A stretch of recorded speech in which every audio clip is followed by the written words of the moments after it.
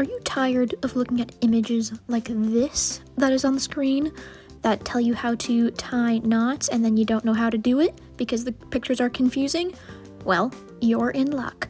Today I am going to show you how to tie one of the easier ones and one that will come in handy, the Bowline Knot. Stay tuned for more in just a second. So the first picture we have here is just the line sitting on the floor, because I'm doing it on the floor, but a lot of people do tend to do this with their hands, but I just thought it would be easier to show you an image where you can see the rope on a flat surface. So the first thing you're going to want to do is lay out your rope and kind of put a little bit of a twist to it. So it kind of does like a little bit of like a bottom of an S. If you're going to do like a fancy S, we're going to want it to look like that to start off with.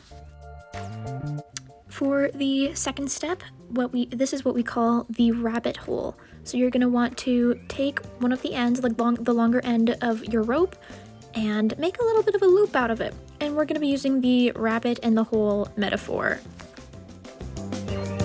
Now that you have your rabbit hole completed, the little rabbit den, you're going to want to use the free end or the working end, which is that loose part there, and have the rabbit go through the hole.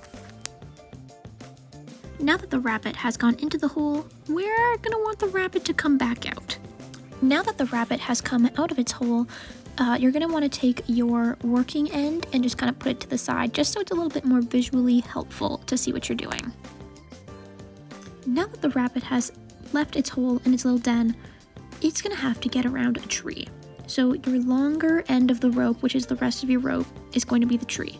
So we're going to want that rabbit to run behind the tree.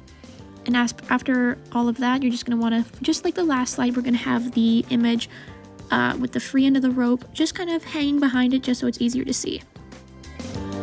For our next step, the rabbit has now gone behind the tree and is now heading back to his little home. So to head back to his home, we're going to want to wrap right around the tree with our working end of the rope and have the head of the rabbit, which is the end of the working rope, just facing inside the little hole that we've made. Now for one of our final and last steps, now that the rabbit is back safe inside his little den, you're going to want to pull that line through and have it sit right in the middle of the loop, just like it is in this picture. So your finished knot should look something like this. This is how my bowline turned out.